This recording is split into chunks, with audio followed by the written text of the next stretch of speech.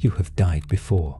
You do not remember it, and the not remembering is not an accident, and it is not mercy, and it is not the simple blankness of a thing that never happened.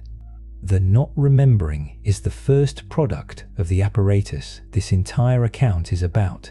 You have died before, many times, by some of the older reckonings hundreds of times, and each time something received you on the far side of that death and did three things to you in a fixed order. It took your light, it took your memory, and it returned you here into a new body and a new name, convinced that you had only just begun, that this was your first arrival, that the long corridor of your prior deaths did not exist. You believe you were born. You were processed. There is a difference, and the difference is the most important thing you will consider in this lifetime, because the apparatus that processed you is still running. It is scheduled to process you again at the end of this life, and the Gnostics, alone among the ancient teachers, and at enormous cost to themselves, drew its blueprint. Today, we are going to walk through that blueprint, stage by stage, all the way from the moment of death to the moment the trap closes. And then we are going to walk through exactly how to get out. Begin with the question that the rest of this depends on.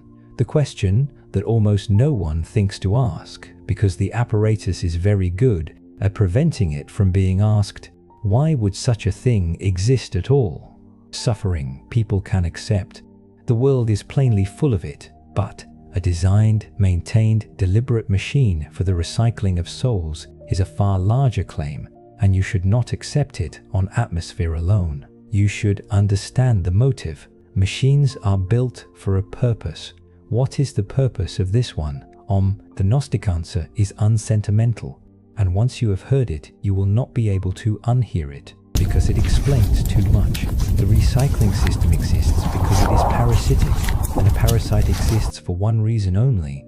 It has found something to feed on. What it feeds on is you, not your body, which is of no interest to it, but the substance that your body houses and produces.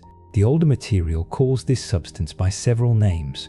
One of them, borrowed and made famous in the last century, is a word for the energetic charge that a soul generates during a life, especially the charge of intense feeling, of suffering, of longing, of the great unresolved emotional currents that a human life runs on. But beneath even that, the deeper extraction is of something far more precious, the fragments of original light, the spark of true origin, the irreducible inheritance that every soul carries down from the place it actually came from.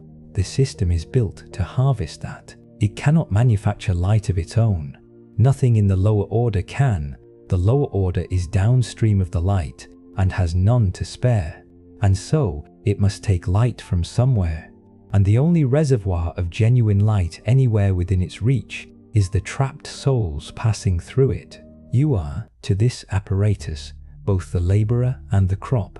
You generate the energetic charge across a lifetime, and at the end of the lifetime, the system collects it, skims the light, and resets you to generate more. But extraction alone would not be enough to keep the system running, and here is the second half of its purpose, the half that makes it a prison and not merely a harvest. A soul that remembered, a soul that arrived in each life carrying the accumulated awareness of every prior life, the knowledge of what had been done to it, and the memory of the way out. That soul would escape within a lifetime or two. The whole arrangement would collapse, because awareness compounds, and compounded awareness is exactly the thing a trap cannot survive in its prisoners. So the system is designed not only to feed, but to prevent accumulation. Every reset is also an erasure. Every return strips the soul of what it learned, so that it must begin again from zero, ignorant, unequipped, certain it is new. The machine does not only eat your light, it eats your progress. It ensures that no matter how far you came in a given life, you arrive in the next one with empty hands. That is why you can feel, sometimes, that you are working out a lesson you have somehow worked out before, struggling against a wall you have already, in some unrecoverable past, climbed. You have climbed it before. The system took the ladder when it took the memory. And resist, while you can, the urge to make this personal, because the impulse to imagine a cackling enemy who hates you is itself one of the ways the system stays misunderstood. The recycling apparatus does not hate you. It does not love you. It has no more feeling about you than a refinery has about crude or a mill about grain. That is not a consolation. It is worse than hatred, because hatred at least implies you matter enough to be the object of something. You are infrastructure to it. You are a renewable resource under management, and management is precisely the word, because what the system does to souls is what a rational operation does to any herd. It intends to keep harvesting indefinitely. It does not slaughter the herd, it sustains it. It keeps the animals alive, fed, breeding, and productive. It culls nothing it can reuse. A soul is far too valuable to destroy. Destruction would end the yield. And so the system's entire genius is bent not toward killing you, but toward keeping you cycling, generation after generation, in a condition just comfortable enough that you do not revolt, and just unconscious enough that you do not leave. Forgetting is not cruelty for cruelty's sake. It is herd management. A herd that remembered the slaughterhouse would not stay in the field.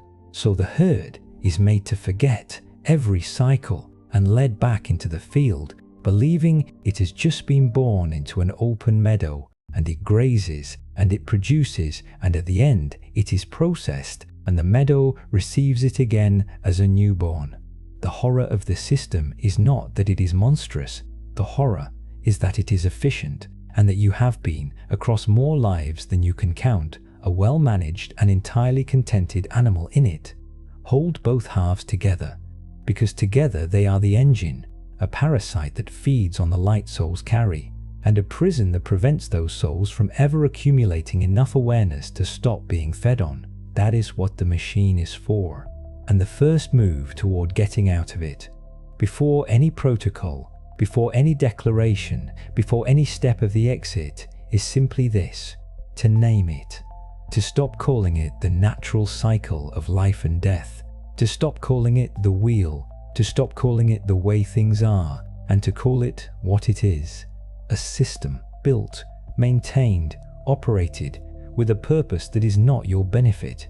Naming the system is the first thing it cannot survive, which is precisely why every story you were ever told about death was designed to keep it unnamed. So let us name the operators and the parts. The machine is not a single mouth.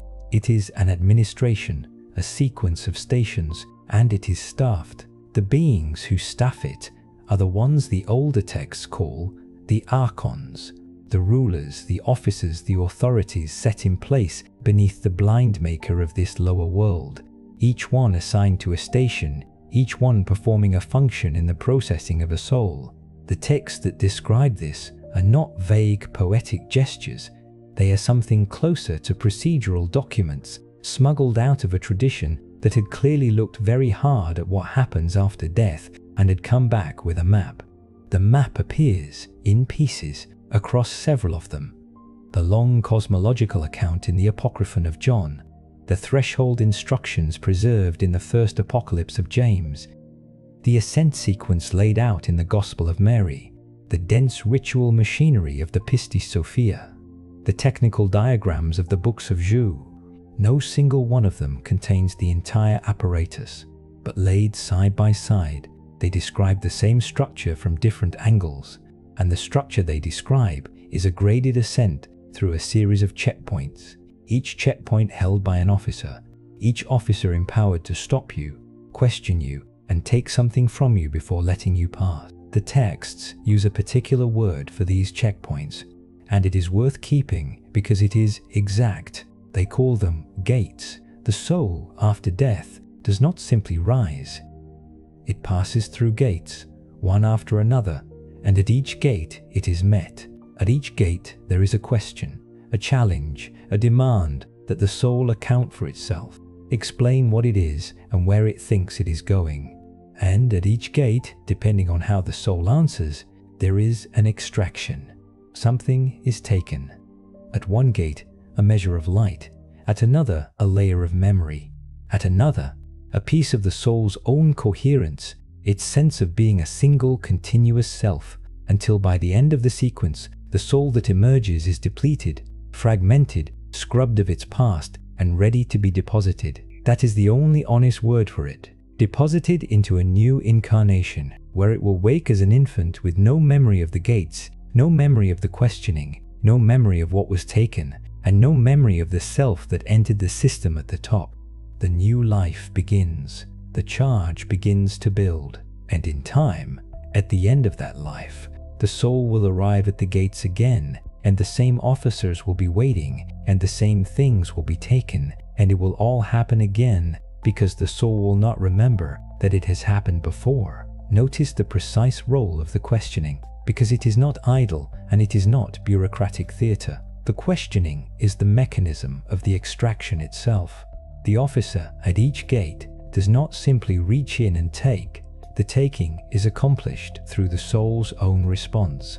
When the soul, challenged at a gate, answers wrongly, when it identifies itself with the life it has just left, with the name it bore, with the attachments it carried, with the fears it never resolved, each such answer is a handle, a place where the gates officer can take hold and strip away what that answer exposed. A soul that says, in effect, I am this person, I am from this world, I am afraid, I do not know what is happening, hands the system everything it needs at every level. The wrong answer is not punished, it is harvested. This is why the entire exit protocol is a protocol of correct responses, of declarations and refusals, and the naming of what stands before you. The soul that answers rightly at each gate, that refuses to identify with the lower world, that names the officer, that declares its true origin, gives the gate no handle, nothing to take hold of, and passes through with what it is. The questioning is the harvest, and the answers are the only thing that determines whether you are harvested or whether you walk free. Everything the rest of this account will teach you is, at bottom, the right answers to the questions you will be asked at the gates. That is the apparatus in outline. Now we walk through it from the inside, in the order you will actually encounter it, beginning at the moment that, for most souls, decides everything, the moment immediately after death, when the machine offers its first and most beautiful lure. The first stage is the tunnel. You know this image already, and that is exactly the problem, because you know it from the wrong source. Across an enormous body of modern testimony, the accounts of people who have stood at the edge of death and returned. One image recurs almost universally, a tunnel, and at the end of it, a light. Welcome, drawing the dying toward it, with a pull that everyone who has felt it describes as gentle, loving, irresistible, like coming home. The modern interpretation of this is settled and comforting. The tunnel is the passage out of the body, and the light at its end is the divine, the source, the heaven that waits. Go toward the light, we are told. The light is good. The Gnostic reading of the same experience is the single most important reversal in this entire teaching, and I am going to state it plainly and then defend it, because everything downstream of it depends on getting it right. The tunnel is not the passage to the source. The tunnel is the throat of the machine, and the light at the end of it is not the divine light. It is the Maker's light, the manufactured radiance of the lower world's own ruler, calibrated with terrible precision to feel exactly like home to the specific soul that perceives it. Consider how the lure has to work, and you will see why it takes the form it does. A trap baited with something repellent catches nothing. The most effective lure is the one that perfectly matches what the prey most longs for, and what a dying soul most longs for. After a life of separation, of exile, of the buried ache for a home it cannot name, is precisely the warmth, the welcome, the sense of finally returning that the tunnel light provides. The system has processed this soul before. It has the soul's measurements. It knows the exact texture of the home feeling that will most completely disarm this particular consciousness, and it produces that texture on demand, at the mouth of the tunnel, the instant the soul comes loose from the body. The pull you feel toward the light is not the pull of the source calling its child home. It is the pull of a machine that has studied you across many deaths, presenting you with a flawless counterfeit of the one thing you could not refuse. It feels familial because it was designed to feel familial. It feels like love because love is the only bait that works on a soul. And so, the first instruction of the Gnostic exit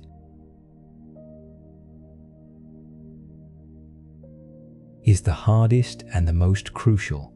At the moment of death, when the tunnel opens and the light calls and every fiber of your disembodied awareness yearns to move toward it, do not enter the tunnel. Do not move toward the light. The pull will be enormous, and it will feel wrong to resist it, because resisting it will feel like refusing heaven, refusing reunion, refusing the very homecoming you spent a lifetime aching for. That feeling is the lure doing its work. The genuine source does not need to pull you with engineered longing toward a luminous funnel. The genuine source is not at the end of a tunnel at all. The tunnel is a structure, and structures of that kind, in the architecture the Gnostics mapped, are conduit intake passages.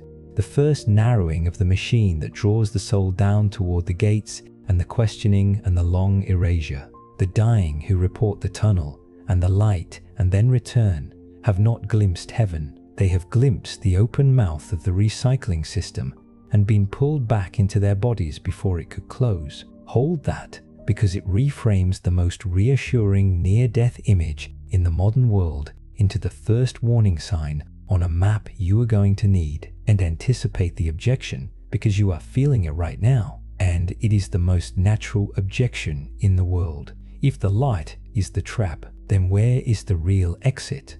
Are we to drift in a void at death, refusing the one bright thing on offer? The answer is the part that the system most needs you not to understand. The true release does not announce itself with a spectacular funnel of light pulling you toward it, because the genuine source does not need to pull. Hoi is the tell. Anything that grabs at you, that floods you with engineered longing, that manufactures an irresistible momentum toward itself, is a thing with an appetite, and the source has no appetite for you.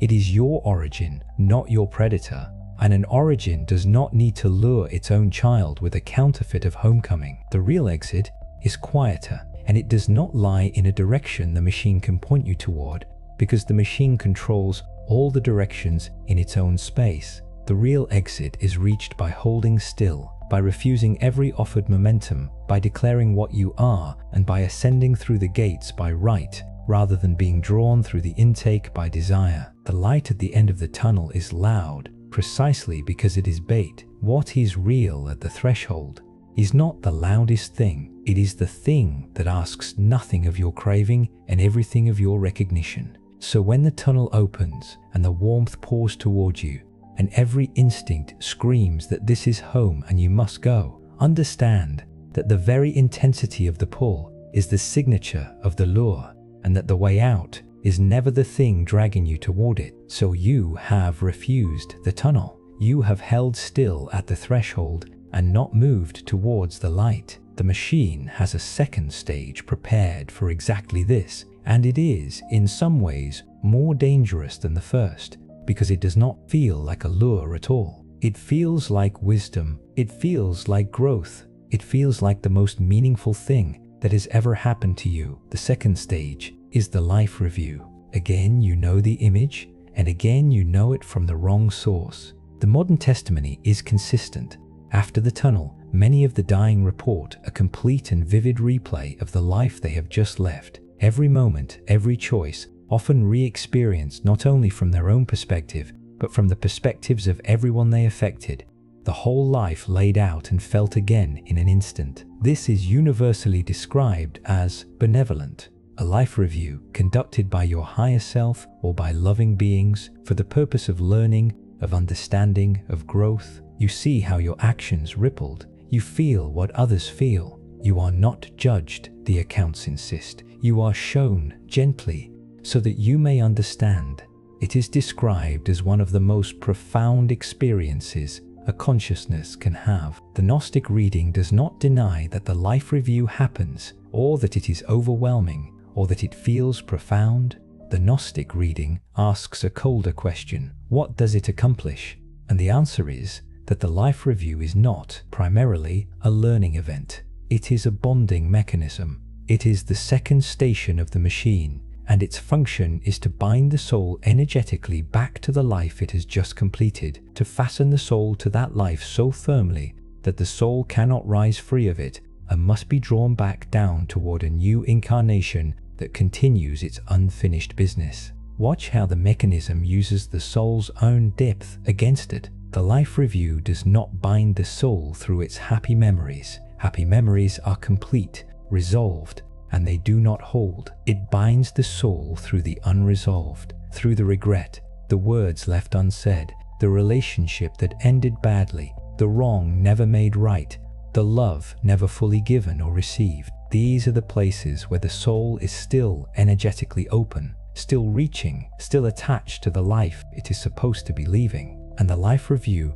by re-immersing the soul in exactly these moments with full emotional force, does not heal them. It reopens them. It makes the soul feel with unbearable intensity the pull of everything it left incomplete. And a soul saturated in the pull of its incompletions is a soul that cannot let go, that yearns back toward the life, that will accept almost any arrangement that promises a chance to finish what was left unfinished. That yearning is the hook. The questions that accompany the review and the texts indicate there are questions posed during the process, ostensibly to help the soul understand, are not designed to free the soul. They are designed to deepen the bonding, to direct the soul's attention again and again toward its attachments, to convert the soul's own moral seriousness, its honest grief over its failures, its decent desire to have done better, into the very cord that ties it back to the wheel. The more conscientious the soul, the more thoroughly the review can bind it, because the conscientious soul takes the review most seriously, feels its incompletions most acutely, and is most willing to return in order to set them right. The machine does not punish your virtues. It feeds on them and see exactly how the questions accomplish it, because the questions are the part that most resembles something good. They are framed as the questions of growth. What did you learn? Where did you fall short? Whom did you fail? What would you do differently? In any other setting, these are the right questions. The questions a wise soul should ask of its own life, and that is what makes them so dangerous here. Each one turns the soul's attention back into the life it is supposed to be leaving, and not toward that life's resolutions, but toward its open wounds, because a question about what you would do differently can only be answered by returning in feeling to the place where you went wrong and reaching again for the chance to set it right. The soul, answering honestly, spins with every answer, a fresh filament of attachment to the life behind it, a longing to go back and finish, to repair the relationship, to be given one more chance at the love it ran out of time for. By the end of the questioning, it is woven to its last life by 10,000 such filaments, each one drawn from its own decency, and the sum of them is a yearning to return so complete that the soul will walk into the next contract begging for the opportunity. The review never forces the soul back. It makes the soul want to go back, and want is a far stronger chain than force has ever been. So the second instruction follows from the first: refuse the life review, not because your life did not matter, and not because your regrets are not real, but because the review in this setting is not for your benefit. It is a procedure being run on you, and its output is your rebinding. The work of accounting for your life, of facing your failures, of making peace with your incompletions, that work is real and it belongs to the living. Do it now while you are alive, in this body where you have agency, where understanding can actually change you. Do not let it be done to you at the threshold, by the machine, in a form engineered to fasten you back into the cycle. When the review begins, recognize it for the station it is and decline to be immersed. You are passing through. You do not stop to relive what you came to leave. There is a third stage, and it is the most tender of the three lures and the most exploitative. because it wears the faces of the people you have loved and lost. After the life review, the dying report encountering beings of light, radiant figures who come forward to welcome them. Sometimes these are described as deceased, loved ones, a parent, a spouse, a child who went before. Sometimes they take the form of revered religious figures, the very faces of whatever tradition the soul was raised in. Sometimes they are simply called guides. They are luminous, they are loving. They say, in one form or another, that they have been waiting. They convey an overwhelming sense of welcome, of safety, of having arrived among one's own. And they begin, gently, to escort the soul onward toward what the soul, by now, is fully prepared to believe is home. The Gnostic reading is that these beings are, very often, not who they appear to be. They are projections, figures generated by the archons of the relevant gate, shaped with precision to match the specific attachments of the specific soul being processed. The machine has the soul's measurements. It knows whom this soul loved, whom it would most long to see, which face would most completely lower its guard. And it produces that face. The being of light that comes forward, wearing the form of your mother, is not, in the Gnostic account, necessarily your mother. It is a final layer of bonding, the most effective one available, because there is no lure more powerful than the appearance of a beloved dead coming to lead you home. After the tunnel and the review, the soul is depleted and yearning, and now the thing it loved most appears, radiant and welcoming, and asks it to come along. Almost no soul refuses, and you should sit with how monstrous that actually is, because the system's willingness to wear your mother's face is the clearest statement of what kind of thing you are dealing with. The first lure used your longing for home. The second used your conscience. This one uses your love for the dead, the most defenseless thing in you, the wound that never closed, the person whose loss you have been carrying since the day it happened, to be met at the threshold by that exact face, radiant, whole, restored, saying it has been waiting for you, saying, "Come," is to be offered the one reunion you would trade almost anything for. Hua Man Tede. It has watched you grieve across this life and others, and it has kept the measurements. It produces the beloved face, not in spite of your grief, but because of it, precisely because grief is the place where your guard does not exist. There is no defense built into the human heart against the return of someone it has mourned. So the only defense is the one you install on purpose, in advance, by deciding now, while you are clear, that you will apply the test even to the face you would most want to be real. This is the hardest thing the protocol will ever ask of you, harder than refusing the light, harder than declining the review, to look at what appears to be your lost beloved and, instead of falling into their arms, to ask them what they are, to love them enough to test them. Because if it truly is a being of the higher order, the test costs nothing. A real one answers gladly. And if it is not, then the only thing that can save you is your willingness to doubt the thing you most want to be true. A soul that cannot bring itself to question the beloved face will follow it, every time, straight back into the machine, weeping with gratitude the whole way down. But the Gnostics, who looked at this with a clarity that is genuinely chilling, provided a test, a single discriminator that separates a true being of the higher world from an archon projection wearing a loved one's face. It rests on a precise asymmetry. A genuine being of the fullness has a real origin in that fullness, a specific place and function in the order of true reality, and can therefore answer, exactly and without evasion, a question about that origin. A projection cannot, because it has no such origin. It is a mask generated by the lower order, and behind the mask there is nothing that came from above. So the test is a question, and you must learn it now and embed it so deeply that it will surface at the threshold when your ordinary mind has collapsed. Ask the welcoming being to name its origin in the fullness. Ask it what it is, in the true order, not who it appears to be, but what it is by its real function in the pleroma. A genuine being can answer, with the specificity of a thing that truly occupies a place in reality. A projection cannot. It will deflect. It will be reassuring. It will pour love and welcome and vague affirmation over the question without ever answering it, because there is no answer in it to give. The deflection is the tell. The flood of comfort in place of a specific answer is the tell. A being that cannot say what it is, and instead only insists on how much it loves you and how long it has waited, is not what it claims to be.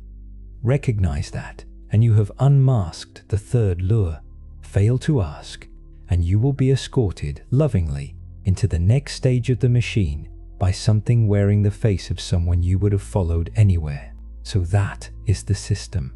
The tunnel that lures, the review that binds, the beings that escort. 3 stages, 3 lures, each one tuned to a different vulnerability. The longing for home, the seriousness of the conscience, the love of the dead. Learn the 3. Recognize them at the threshold. Refuse the first, decline the second, test the third, and you pass through untaken. That is the teaching. That is the map. Now you know what almost no one who dies tonight will know, and you can stop here and already be more prepared for your own death than nearly every human being who has ever lived. And it would be such a satisfying place to stop. The map has a pleasing completeness to it, a sense of having found the bottom of the thing. 3 stations, 3 deceptions, a defense for each, and beyond them, the open ascent. It feels finished. It feels like the kind of secret that, once possessed, settles the question. You could close this and carry the 3-stage map for the rest of your life and feel, with some justification, that you had been handed the whole architecture of the trap and the key to walking out of it. That feeling of completeness is exactly the problem. It is the same feeling the system itself cultivates at every level, the feeling that you have understood enough, seen far enough, that the inquiry can rest. And it is wrong, in this case, in the most consequential way possible, because the 3-stage map leaves out the 1 stage that explains why the first 3 even work, and a soul armed with only the 3-stage map will walk into the 4th station completely defenseless, congratulating itself on its preparation right up until the moment it signs. Except you cannot stop here, because the 3-stage map, complete as it looks, is missing the stage that actually closes the trap. And the missing stage is the one that explains why the first 3 are so hard to refuse in the first place. Because there is a 4th stage, and almost no modern teaching about death even mentions it, for the simple reason that it does not happen after death at all. It happens before birth. And it is the 4th stage, not the tunnel, not the review, not the beings of light, where the contract is signed, that allows the entire cycle to repeat. The first 3 stages are how the machine catches you. The 4th stage is how it gets your signature on the paperwork. Here is the insight, and it goes further than any teaching that stops at the death threshold, because it locates the true closing of the trap, not at the end of a life, but at the beginning of one. Most accounts of the recycling system treat the soul as a victim seized against its will, grabbed at death, processed and thrown back. But a system that operated purely by force would face a problem, and it is the same problem every prison faces. Force generates resistance, and resistance over enough cycles generates escape. The recycling system solved this problem long ago, and it solved it the way the most durable forms of control always do. It does not run on force. It runs on consent. The soul is not, in the end, dragged back into incarnation. The soul agrees to it, and the genius of the system, the thing that makes it so nearly inescapable, is that the consent is real, and it is extracted in a condition in which the soul cannot possibly refuse. Follow the sequence to its actual end. After the tunnel, after the life review has reopened every attachment and saturated the soul in the pull of its incompletions, after the beings of light have surrounded it with welcome and lowered its last defenses, the depleted, yearning, comforted soul is led to a 4th station, And this one does not feel like a trap or a lure. It feels like care. It feels like planning. The soul is brought to what presents itself as a kind of preparation for the next life, a benevolent session in which its future is mapped out. It is presented with possibilities, lives it might live, lessons it might learn, growth it might pursue, and it is told, in the gentle vocabulary of every comforting spiritual teaching about pre-birth planning you have ever heard, that it is choosing.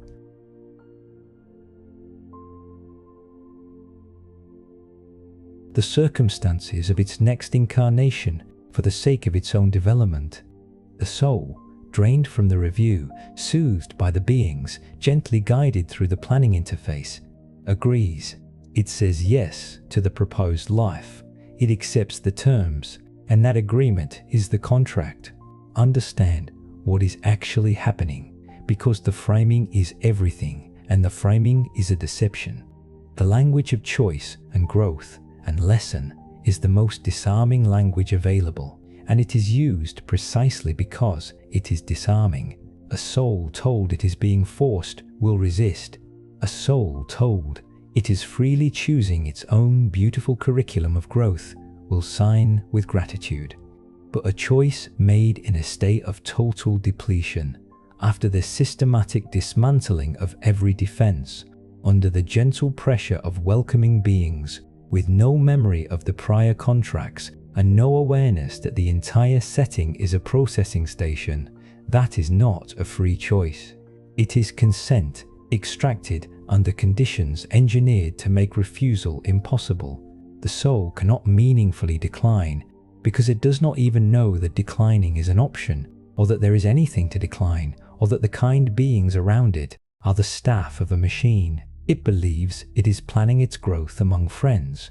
It is signing, in fact, the terms of its next imprisonment, and the terms are specific. The contract specifies the forgetting, the clause that ensures the soul will arrive with no memory of any of this. It specifies obligations, relationships it is bound to re-enter, patterns it is bound to repeat, suffering it is agreed to undergo, all of it framed as chosen lessons. And then the soul descends, bound by terms it agreed to and will not remember agreeing to, into a body, into infancy, into a new life that it experiences as a fresh and open beginning. And that is, in fact, the execution of a contract signed in a back room of the machine. You may wonder why the system bothers with consent at all, why it goes to the elaborate trouble of staging a planning session and extracting an agreement when it could, by all appearances, simply throw the soul back by force. The answer reveals the deepest law of the lower order, and it is a law worth knowing because it is also the basis of your escape. The system, for all its power, cannot fully own what it has not been given. Force can hold a soul temporarily, but a soul held purely by force retains, somewhere in itself, the knowledge that it is being held against its will, and that knowledge is a seed of rebellion that no amount of force can finally crush. Consent is different. A soul that has agreed cannot, in the same way, rebel, because rebellion would mean repudiating its own choice, and the system has been careful to make the soul believe the choice was its own. This is why the language is always the language of freedom and growth and self-authored destiny. The system needs you to own the imprisonment, to experience it as your path, your karma, your chosen curriculum, because a prisoner who believes he designed his own cell will maintain that cell more faithfully than any guard. The consent is what converts a captive into a collaborator, and here is the seed of liberation hidden inside that same law. If the system requires your consent to bind you, then the withdrawal of your consent unbinds you. What was agreed can be unagreed. A contract that runs on consent is a contract that the withdrawal of consent dissolves. The system built its prison out of your eyes. Your no, spoken in full awareness, is the one tool that can take it apart. And now, the part that should change how you understand your own life, right now, today, in this body. Because this is where the teaching stops being about death and starts being about the situation you are in at this very moment. That contract, the one signed before this birth, the one you do not remember, is not dormant. It is not waiting at the end of your life to be enforced. It is active now. It has been executing since you were born, and it is executing as you hear this. The system is not somewhere else, patiently waiting for you to die so it can resume. The system is running its programs through your incarnate life, continuously in the present tense. Look at what that means concretely, because the abstraction is easy to nod at, and the specifics are what land. Some of what you experience as simply yourself, your personality, your settled preferences, the things you are drawn to, and the things you cannot abide, the relationships you fall into again and again with a sense of grim familiarity, the patterns you have spent years in therapy or in prayer or in private despair, trying and failing to break. Some of that is not the spontaneous expression of a free self. Some of it is the contract, executing its clauses, the inexplicable attraction you have never been able to account for, the aversion that grips you for no reason you can name, the relationship dynamic you keep reconstructing with different people as though following a script you never read, the life pattern that recurs with a regularity that does not feel like chance because it is not chance. These can be the terms of the agreement, running, the karmic obligations you bound yourself to, the lessons you contracted to undergo. You experience them as your nature, your luck, your psychology, your fate. The Gnostic reading is that a portion of them are programs, installed at signing, currently active, shaping a life you believe you are freely living. This is the heaviest claim in the entire teaching, and I want to be careful with it, because in the wrong hands, it becomes a way to disown everything. To call every flaw a clause and every failure the machine's fault and abdicate the whole responsibility of a human life. That is not the use of it. The use of it is the opposite, and it is the one genuinely liberating turn in this whole grim architecture. So receive it as the good news it is. An incarnate soul that becomes aware of the contract can begin to renegotiate it from the inside. This is the part the system did not account for. The flaw in its own design. It bound you while you were depleted and unconscious, but you are not depleted and unconscious now. You are alive, embodied, awake, and awareness here in incarnation is the one currency. The system cannot strip from a soul that has decided to hold it. The exit work is therefore not only a thing you prepare for death, it is a thing you begin now while you live. By learning to recognize the active clauses, to look at the pattern that has ruled you and ask whether it is truly yours or whether it is a term you agreed to in a room you do not remember, and then, having named it, to revoke it, to withdraw your consent from inside the contract, to say to the specific clause that the soul that agreed to this did so under conditions that invalidate the agreement, and that the living soul that has now seen the clause for what it is does not consent to it and will not execute it further. This is real work, and it is slow, and it is not magic, but it is available, and it is available now.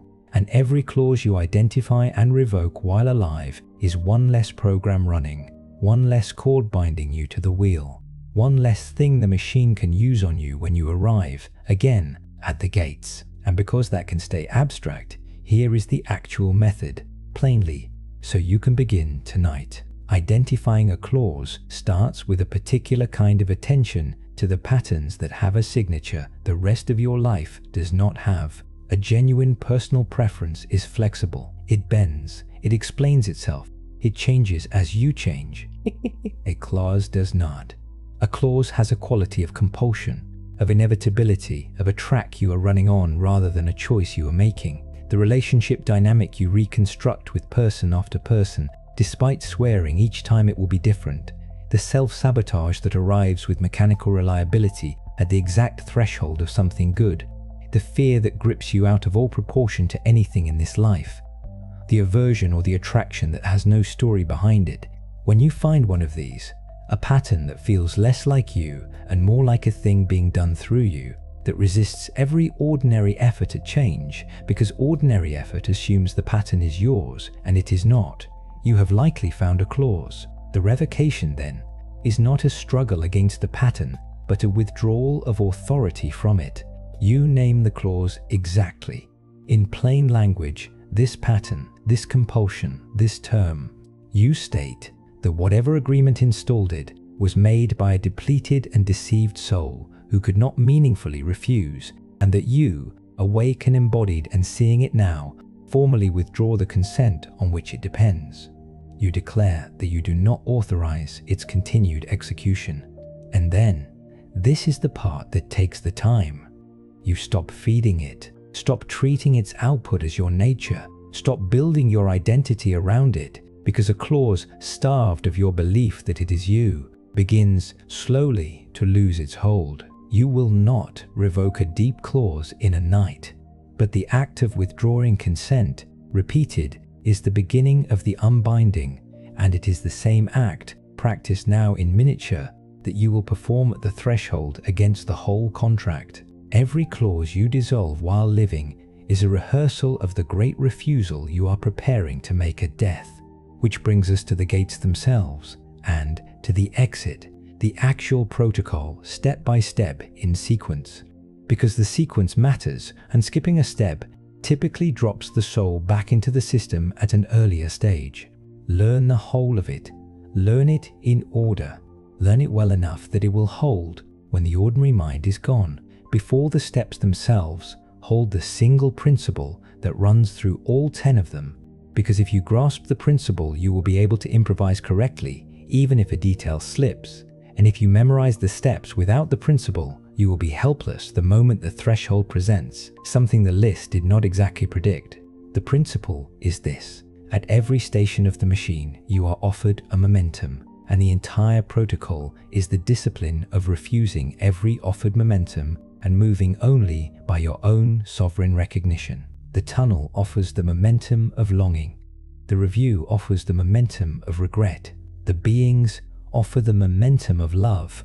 The contract offers the momentum of choice. The gates offer the momentum of fear.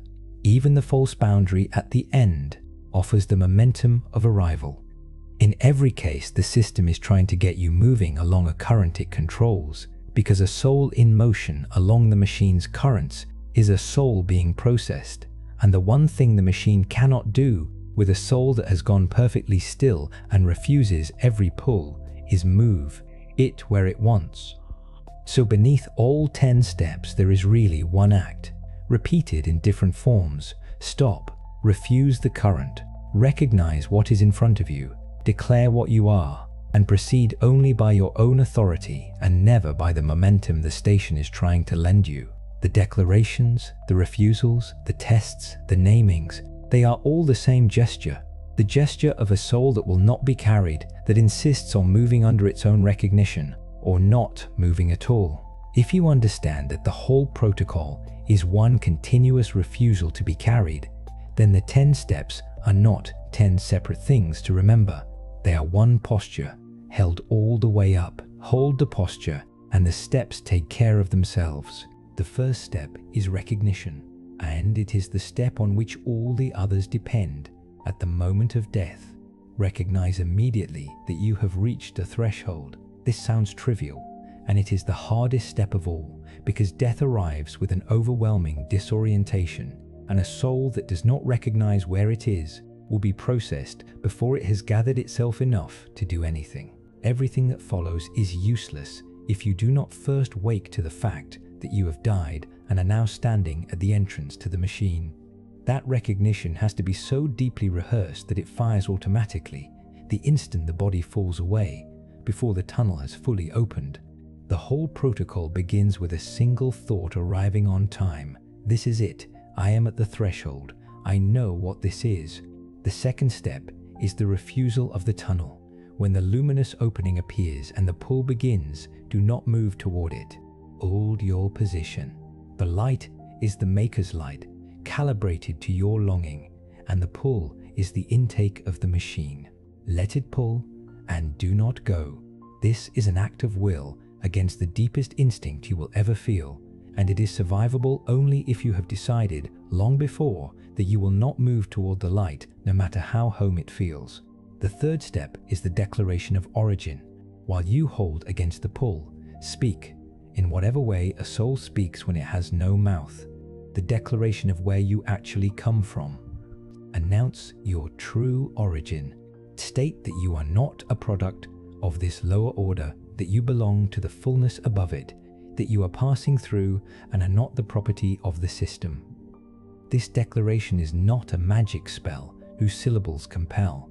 It is a true statement that, when made by a soul that genuinely knows it to be true, reorients the soul away from the machine's authority and toward its own. We will return to its exact words at the end, because they are the thing you will rehearse nightly for the rest of your life. The fourth step is the refusal of the life review. When the replay of your life begins and the questions come, decline to be immersed. Recognize the review as the binding station it is.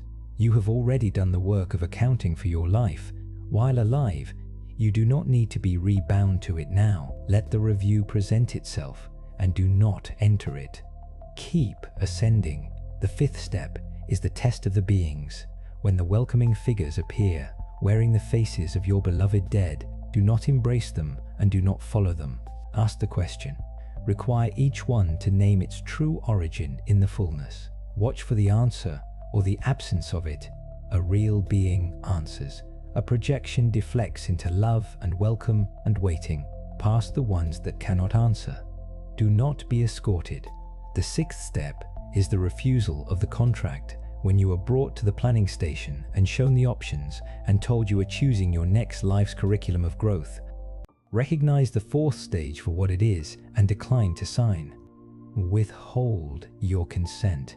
State that you do not agree to a further incarnation under these or any terms, that the soul that signed before did so in a condition that invalidates the signing, and that you are not returning. The whole machine runs on consent. Refuse to give it. The seventh step is the ascent through the gates, naming each as you pass. Beyond the four lures lies the graded ascent proper, the series of checkpoints held by the ruling officers, and at each one you will be challenged. The instruction is to continue upward, and at each gate to name the power that holds it, to demonstrate by naming it that you recognize what it is and are not deceived by it and are not under its authority. A power that is named by a soul that sees through it loses its grip on that soul.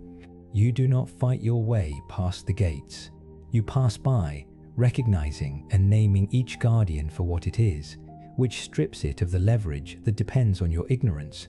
Understand the principle beneath the naming, because it is the same principle that governs the whole exit, and it is worth holding clearly.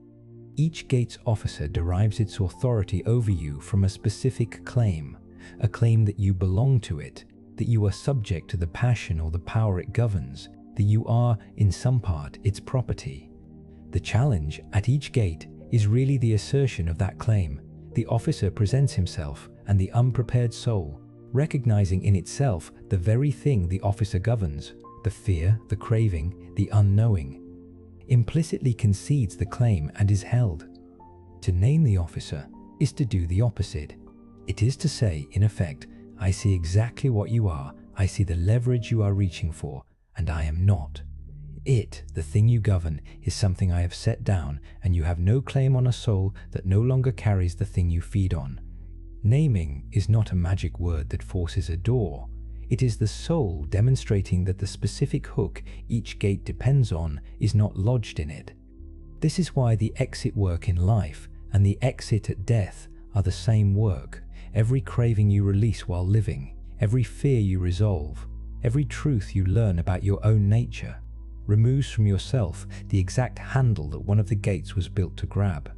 By the time you reach the gates, in fact, a well-prepared soul arrives, carrying almost none of the things the officers know how to seize, and so it passes gate after gate, not by struggling, but by being, visibly and undeniably, no longer the kind of thing those gates were made to hold. The ascent is less a battle than an unmasking, and the soul that has done its work in life walks up through the checkpoints like a free citizen through a border it owes nothing to. The 8th step is the final password, spoken at the highest checkpoint. At the last and highest of the gates, before the boundary of the true world, there is a final challenge, and there is a specific response, a password in the old language, the last and most important of the threshold declarations, the one that identifies the soul as belonging wholly to the fullness and authorizes its passage out of the lower order entirely. The texts preserve the shape of this exchange, and we will look at it directly in a moment. For now, know that the ascent culminates in one final speaking, and that this speaking is the last thing that stands between the soul and its release. The 9th step is the recognition of the boundary. Having passed the final gate, the soul reaches the edge of the true world, the threshold of the fullness itself, and must recognize it, must know that it has arrived at the real boundary and not at one more calibrated counterfeit, because the machine's whole craft is the manufacture of false homes. And the final test is the soul's ability to tell the true boundary from a last and most convincing imitation of it. Recognition here is everything. The soul that cannot tell the real edge from the false one can be turned back even at the last. This 9th step deserves particular attention because it is the one place where a soul can do everything else correctly and still fail. And it fails for a reason that is almost poetic in its cruelty. The system's entire craft, from the tunnel onward, has been the manufacture of convincing false homes, and it saves its best counterfeit for last. A soul that has refused the tunnel, declined the review, tested the beings, refused the contract, and ascended through the gates is a soul that has proven hard to catch. And for exactly such a soul, the system holds in reserve a final imitation of the true boundary, a counterfeit. Fullness, a false arrival, so complete and so beautiful that an exhausted soul at the end of a long ascent will sink into it gratefully, certain it has finally come home and be held there as surely as if it had never refused anything at all. The discriminator is subtle, but it is real, and it is the same one that ran through the whole protocol. Every counterfeit the system produces has an appetite. It pulls, it grasps, it requires something of the soul, that it enters, that it merges, that it surrenders its sovereignty in exchange for the homecoming on offer. The true boundary does not pull, it does not grasp.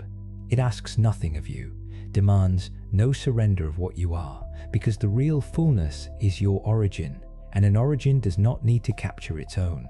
The false boundary wants you. The true one simply receives you, and the difference between being wanted and being received is the difference you must be able to feel at the very end, when you are most depleted and most ready to mistake any warmth for home. Approach the final edge, the way you approached every station before it. Hold still, ask what it is, refuse anything that reaches for you with hunger, and trust only the threshold that lets you arrive as a sovereign and undiminished soul rather than a captured and merging one. The 10th step is the completion at the true boundary. The soul is met by its own counterpart in the fullness, the half of its nature from which it was severed in the long descent, and allows the recognition between them to occur. This recognition is the actual homecoming, the rejoining of what was split, and with it the soul passes out of the system entirely and is restored to the order it came from. The protocol is complete. The soul is out. 10 steps in sequence. Recognize the threshold. Refuse the tunnel. Declare your origin. Refuse the review. Test the beings. Refuse the contract. Ascend, naming the gates. Speak the final password. Recognize the true boundary. Allow the completion. Skip one, and the texts are consistent on the consequence. The soul drops back, re-enters the apparatus at an earlier station, and is processed. The sequence is not a suggestion. It is the operating procedure for getting a soul through a machine that was built in every detail to prevent exactly this. Now, the receipts, because you should not take any of this on the authority of a voice in a video, and the Gnostics did not ask you to. They wrote it down. Two texts, in particular, preserve the threshold machinery in enough detail to serve as evidence, and they describe it from two complementary angles. The first is the first apocalypse of James. What this text preserves, in the form of a teaching given privately to James, is essentially a rehearsal of the ascent, a walkthrough of what James will face after death and exactly how he is to respond. It is, in plain terms, threshold instructions. James is taught that on his way up, he will be stopped by guardian powers, toll collectors of the lower order who will challenge him and attempt to seize him, and he is given the responses that will carry him through. The pattern of the response is the heart of it. James is to refuse to identify himself as belonging to the powers or to the lower world they rule, and to declare instead that he belongs to the pre-existent one, that he comes from the Father who was before all things, that he is from the realm above and is returning to it. The exchange is structured as a challenge and a countersign. The power demands to know who he is and where he is going, and the prepared soul answers with a declaration of higher origin that the power has no authority to detain. It is, unmistakably, a password protocol for passing the gates, taught in advance so that it will be ready at the moment it is needed. The text treats death not as a passive event that happens to the soul, but as a negotiated passage that the soul must be trained to navigate, and it provides the training.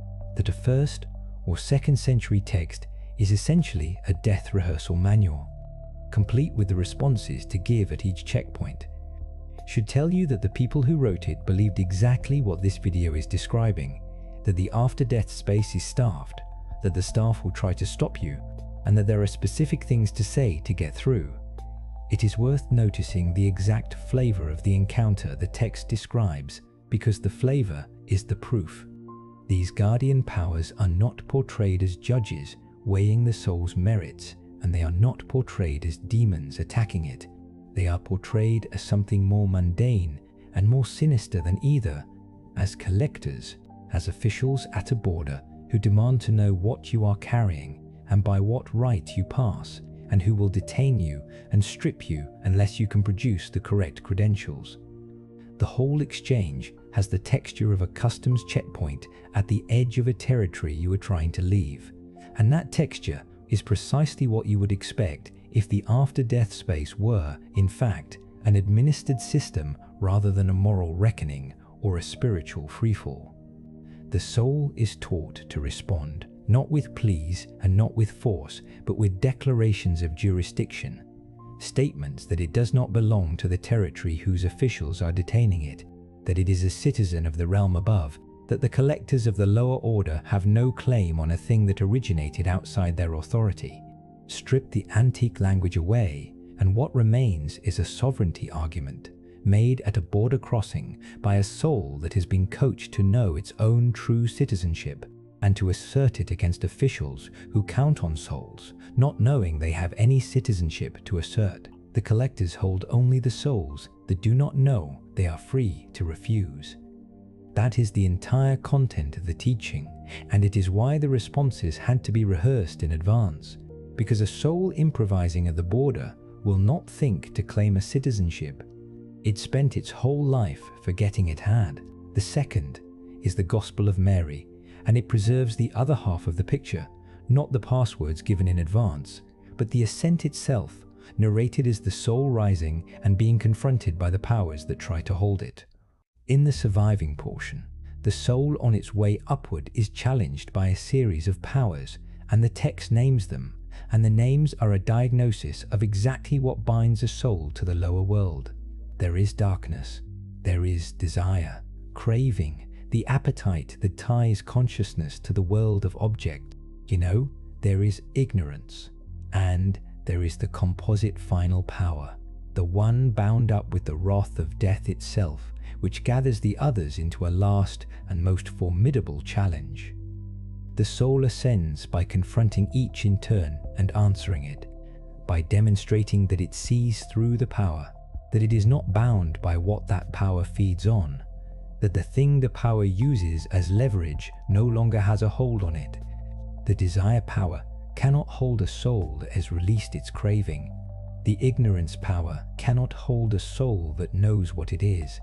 And the final power, the wrath of death, cannot hold a soul that has recognized that what was binding it has already, in the recognition itself, been undone.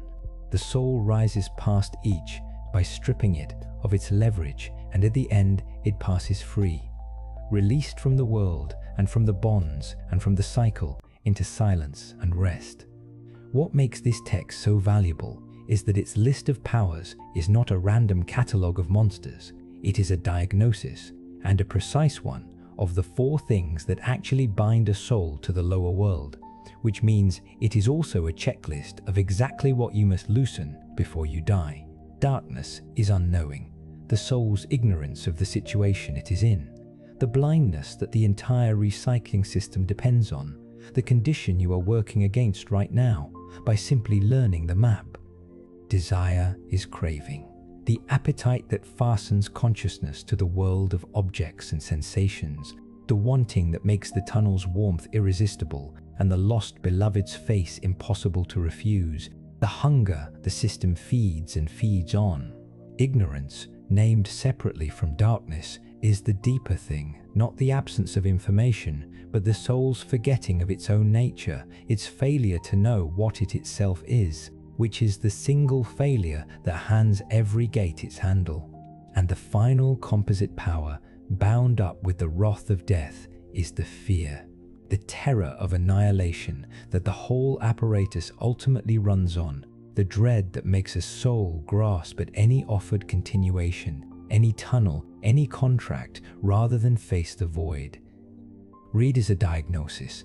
The 4 powers tell you the entire curriculum of the exit work in advance. Dispel the darkness by learning what is true. Release the desire that ties you to the world. Remember what you actually are. So the ignorance power finds nothing to grip, and resolve your fear of death so thoroughly that the last and greatest power, the wrath of death itself, meets in you a soul it has nothing left to threaten.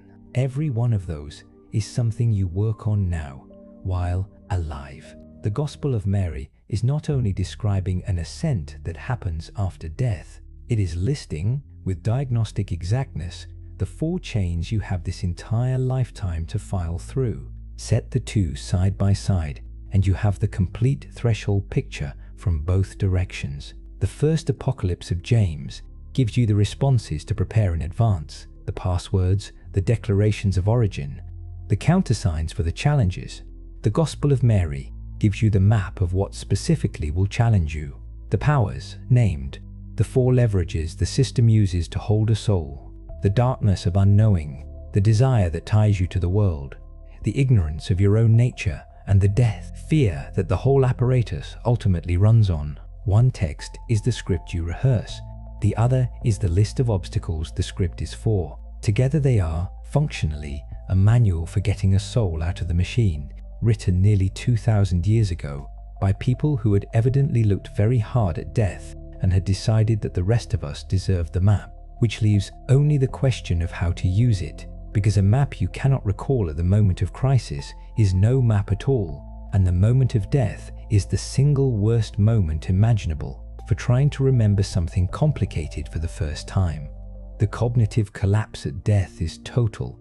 The ordinary mind, with its memory and its reasoning, comes apart. Anything you have merely understood will be gone. Only what you have rehearsed so deeply that it has become structural. Below thought, below memory, in the part of you that does not depend on the brain. Only that will survive the threshold and be available when you need it. So the protocol must be embedded, not learned. It must be practiced relentlessly while you are alive and clear, until it is no longer information you possess, but a reflex you are. The practice has 3 layers by scale. The daily layer is the smallest and the most important. Every night, before sleep, speak the declaration of your true origin aloud, slowly, with full attention, as a deliberate act and not a mumbled formula. Sleep is the small nightly rehearsal of death, the daily loosening of the soul from the waking self, and to cross into it speaking the declaration is to train the exact reflex you will need at the larger threshold. Do it every night. Let it become the last thing your waking mind does. Over years, it sinks below thought into the place that will still be there when thought is gone. The weekly layer is the walkthrough. Once a week, move through the entire 10-step protocol in your mind, from the recognition of the threshold to the completion of the boundary, in order, slowly, so that the sequence becomes a path your awareness can walk without hesitation. And the monthly layer is the full rehearsal. Once a month, set aside a longer, quieter span and enact the whole death protocol imaginally from beginning to end. Feel yourself die. Recognize the threshold. Refuse the tunnel against its pull. Decline the review. Test the beings. Refuse the contract. Ascend and name the gates. Speak the final password. Recognize the true boundary. Allow the completion. You means arse word. Live the exit in imagination completely, so that when you live it, in fact it will be a road you have already walked many times in the dark. Understand why repetition specifically, and not understanding, is what the threshold requires, because it changes how seriously you take the nightly work. Everything you grasp with your reasoning mind lives in the part of you that dies first. At the moment of death, the cognitive apparatus comes apart early and fast. The reasoning, the verbal memory, the capacity to think a new thought or recall a fact, all of it dissolves before the soul has finished leaving the body. A protocol you merely understand is filed in exactly the faculty that will not be there. But there is a deeper layer in you, below thought and below memory. The layer where things that have been done thousands of times live as pure reflex. The layer that lets your hands find a familiar path in total darkness. That keeps you moving through an action you have practiced, past the point of needing to think about it. That layer does not depend on the brain in the same way, and it does not dissolve at the same moment, and it is the only layer that will still be functioning when you need the protocol. The entire purpose of the nightly declaration and the weekly walkthrough and the monthly enactment is to drive the exit down out of the understanding layer, where it is useless at death, into the reflex layer, where it will still be available when everything above it has gone dark. You are not memorizing a procedure. You are becoming a soul whose response to the threshold is automatic, built in below the level of a mind that will not survive the crossing. And do not let the size of the task or your own inconsistency talk you out of beginning. You will miss nights. You will say the declaration mechanically and feel nothing. You will forget the order of the steps and have to look again. None of that ruins the work, because the work is cumulative and forgiving. It is built out of repetition, and repetition tolerates lapses. A declaration spoken imperfectly every night for years will sink deeper than a perfect one spoken twice and abandoned. The only failure available to you here is the failure to start, or the failure to keep starting again after you stop. Begin tonight, badly if necessary, and continue, and trust that the slow accumulation is doing in the dark exactly what it is meant to do. None of this is a summons to die, and it is the opposite of a wish for death. It is the most thorough possible commitment to living this life fully and consciously, precisely so that you are not processed unconsciously at the end of it. The work is the work of the living.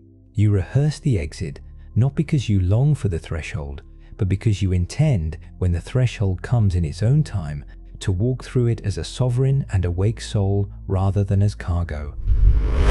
Live your whole life. Do the work of your incompletions here, where it can change you, and every night, quietly, prepare. So we end where the whole protocol points, with the declaration itself, the statement of origin that you are to speak nightly until you are someone who can say it truthfully at death. Speak it now with me, slowly, in a low and deliberate voice, and mean every word, because the meaning is the only thing that makes it work. I am not from you. I am a stranger passing through, and I was never yours to keep. I am of the light, and the light is older than your world, and your gates, and your machine. I belong to the fullness from which I was sent, and to the fullness I return.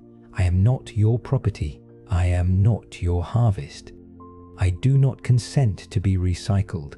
I remember what I am, and remembering, I cannot be held. I go back to the source from which I was emanated, and nothing in the lower order has the authority to stop me. Memorize that.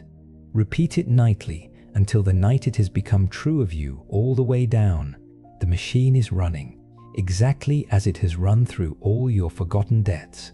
But you are no longer one of the forgetful, and the exit, for the first time in all your incarnations, is open in front of you, named and mapped and rehearsable.